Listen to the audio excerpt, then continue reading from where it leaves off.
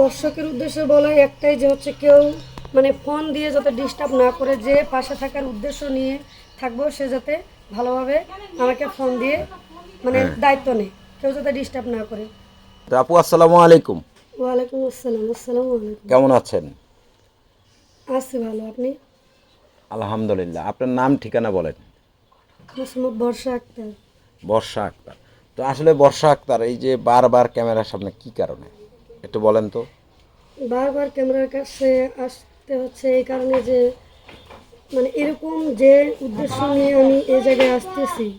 আমার একটি মেয়ে আছে, মেয়েটার বয়স 5 বছর।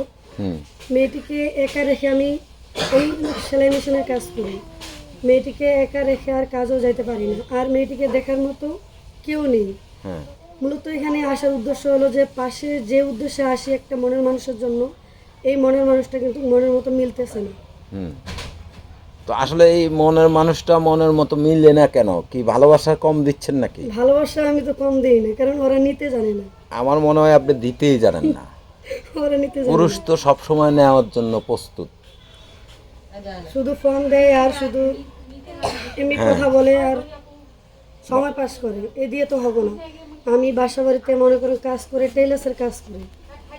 টেলার্সে কাজ করেন? আচ্ছা, তো এই যে টেলার্সে কাজ করে কত টাকা পান? 6,000 টাকা। 6,000 টাকা।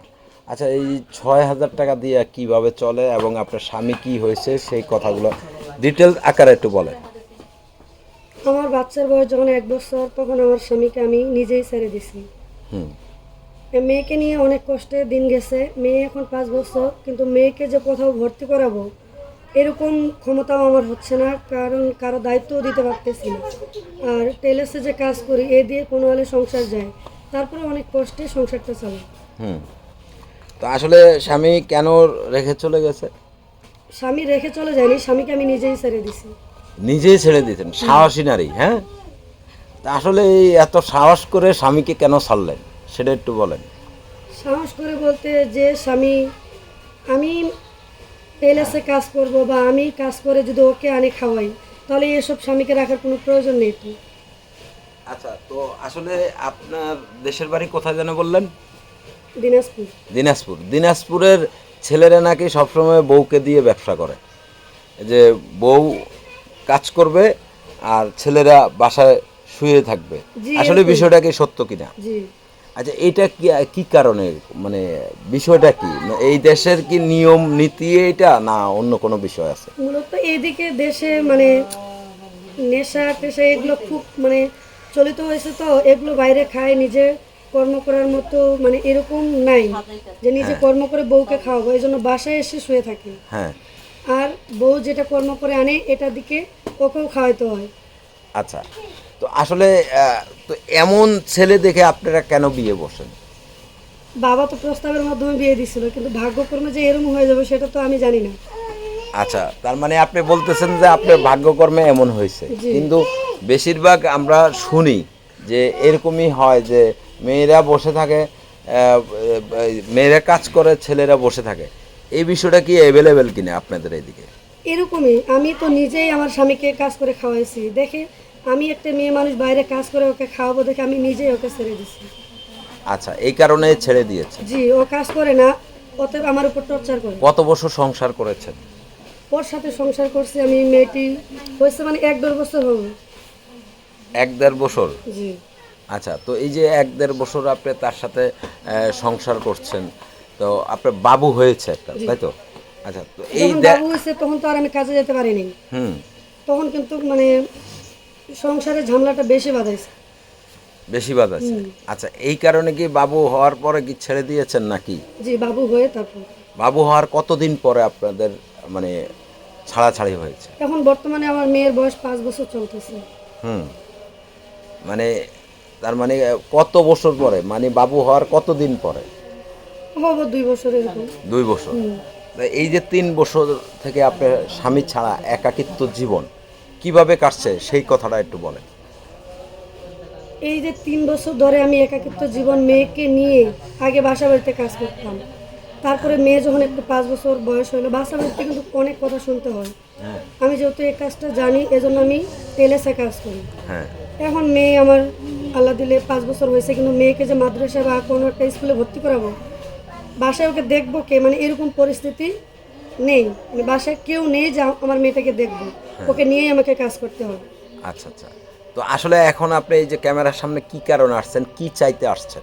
ক্যামেরার সামনে আসলে তো আমি একটা আমার ভালো একটা মানুষের জন্য, যে আমার পাশে থাকবো, আমার মেয়েকে নিজের মেয়ে হিসেবে মেনে নেবো, সহযোগিতা করব, এরকম একটা মানুষ চাই। এরকম একটা মানুষ চান। আসলে ক্যামেরার বাইরে আপনার মনে করেন দেখা যাচ্ছে যে আপনি তো খুব সুন্দর দেখতে শুনতে, একটা স্মার্ট মেয়ে, তা আপনি ক্যামেরায় আসতে হবে কেন বারবার? যে কি আপনার এক ধরনের ব্যবসা হয়ে গেছে, না আসলে প্যাডের দায়ে আসেন, কোনটা বিষয়টা কোনটা? না ভাইয়া, ব্যবসা হলে তো এরকম না, কারণ কষ্টের জন্য মানুষ এই জায়গায় আসে। আর প্রস্তাবের মাধ্যমে যেহেতু বিয়ে হয়েছে, আমার দেখাশোনা যেহেতু ছেলেগুলো এরকম করতেছে, এজন্য এই মিডিয়ার সামনে আসে। আচ্ছা, তো এই যে আপনার এলাকার আশেপাশে কেউ কি নেই আপনাকে বিয়ে করবে দায়িত্ব নিয়ে? এরকম আমি দেখতেছি না। এরকম আসেনি কেউ? না, আর কি কারণে আসেনি? মানে আপনি কি দেখতে মানে আপনার কি আচার ব্যবহার খারাপ নাকি? ব্যবহার খারাপ বলতে ভুল, মানে আমার কাছে এরকম আসেনি, কারণ আমি যে এলাকায় থাকি এরকম মানে যেসব ছেলেগুলো থাকে এগুলো সব বাসায় বসে থাকে, কেউ নেশা করে, কেউ মায়ের হোটেলে খাই, মানে এরকমই। হুম। আর আমি তো মেয়ে মানুষ, আমি তো আর সব দিকে ছুটে বেড়াতে পারবো না। আচ্ছা আচ্ছা। তো এখন মূলত চাচ্ছেন একজন লোক যে আপনাকে বুঝবে, আপনার সংসারের দায়িত্ব দায়িত্ব নেবে। নেব। আচ্ছা, তার বয়সটা কেমন হতে হবে, কিরকম হতে হবে প্লিজ? তার বয়স হ্যাঁ, এরকম সে 40। আপনার বয়স কত? আমার বয়স বর্তমানে 23 চলতেছে। আপনার 23। তো আপনি মানে আপনার প্রায় 17-18 বছরের বয়সী লোকের কাছে কেন বিয়ে বসবে? কেন? এই কারণে যে হচ্ছে তারা দুঃখটা বুঝবো। কেন ইয়াং ছেলেরা দুঃখ বুঝে না? না, এরা বুঝবে তারা না। তো অনেক ভালোবাসা দেয়, ভালোবাসার জন্য অনেক কিছু করে। ওরা শুধু টাইম পাস করে, এক মেয়ে দেখে আরেক মেয়ের পাল্লায় পড়ে যায়। আরেক মেয়ের কাছে চলে যায়। আপনার স্বামী কি এরকম আপনাকে রেখে অন্য জায়গায় আমার গিয়েছিল? স্বামী তো আমাকেই খাওয়াইতে পারতো না। অন্য জায়গায় যাইতে পারে নাই? তাহলে ও আপনি আমাকেই খাওয়াইতে পারতো না। তাহলে আপনি কিভাবে বললেন যে তারা অন্য মেয়ের কাছে যায়? কেন? ইয়ং ছেলেগুলো তো এরকমই, আমি তো দেখতে পাচ্ছি। পকেটে টাকা নেই, অথচ মেয়েদের দিকে ঘুর ঘুর ঘুর ঘুর করে। আপনি কি কোনো ছেলের সাথে গেছিলেন এরকম?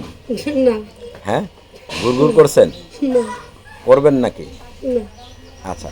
তো আসলে 40 বছরের লোক হলে আপনি বিয়ে বসবেন, এই তো? বিয়ে বসবেন না প্রতারণা, কোনটা? ভাই শুনেন, যদি আমি প্রতারণা করতাম তাহলে তো এই জায়গায় আসতাম না। আমি একটা সত্যিকার একটা মানুষ চাই যে আমার সংসারের দায়িত্বটা নিব, আমার মাথার উপর একটা ছাদ হয়ে থাকবে। এরকম তো মেয়েরা বলে, এবং কি অনেকে আমাদেরকে কমেন্ট করে, অনেকে বলে যে এই মেয়েরা টাকা পয়সা নিয়ে ইমো ব্লক করে দেয়, নাম্বার ব্লক করে দেয়, হোয়াটসঅ্যাপ সেগুলো ব্লক করে যারা দেয়। করে তারা, আমি করিনি। আপনি কখনো কি ব্লক করেছেন না, কাউকে? আমি করিনি। আপনার মনে কি কোনো ব্লকের স্থান আছে কিনা? না, ব্লকের স্থান নেই, মানে যাকে একবার জায়গা দিব সে এখান থেকে আর বেরোতে পারবে না, মানে এরকম একটা লোককে চাই। মানে তালা মেরে রাখবেন নাকি? জি, আচ্ছা। তো কি তালা দিয়া তাকে? মনের তালা দিয়ে। মনের তালা? মনে কি তালা আছে নাকি? আচ্ছা। আচ্ছা, তো মনের তালার বিষয়টা একটু আমরা জানতে চাই। আসলে মনে একটা সংসার 10 বছর 20 বছর করার পরও সংসারটা ভেঙে যায়, তারা কি মনের তালা দিয়ে রাখতে পারে নাই? হয়তো কোথাও খামতি আছে। কোথাও খামতি আছে। তো আপনার কোথায় খামতি ছিল? আমি তো এই কারণে বলতেছি যে আমার স্বামী খাওয়াইতে পারেনি বা বাসায় বসে থাকতো দেখে ওকে আমি ছেড়ে দেবো। আচ্ছা আচ্ছা। আর জীবনে বেঁচে থাকতে গেলে টাকার প্রয়োজন হয়। আমি একটা মেয়ে মানুষ, বাইরে কত খাটবো, আর আমারও একটা মেয়ে আছে। আচ্ছা। তো আপনার সাথে যদি কেউ যোগাযোগ করতে চায়, কেউ যদি আপনাকে সহযোগিতা কিংবা বিয়ে শাদী করতে চায়, যোগাযোগের কোনো ব্যবস্থা আছে? নাম্বার আছে। বলতে পারেন? জি, আচ্ছা। তো দর্শক আপনারা যারা দেখছেন, আপনার নাম যেন কি বললেন? বর্ষা একটা। বর্ষা। বর্ষারে যারা দেখছেন তারা সহযোগিতা বিয়ে শাদী সম্পূর্ণ আপনাদের নিজ দায়িত্বে। ইউটিউব কর্তৃপক্ষ এই ধরনের কোনো দায়িত্ব নেয়নি, কখনো নিবেও না, এবং কেউ প্রতারিত হবেন না।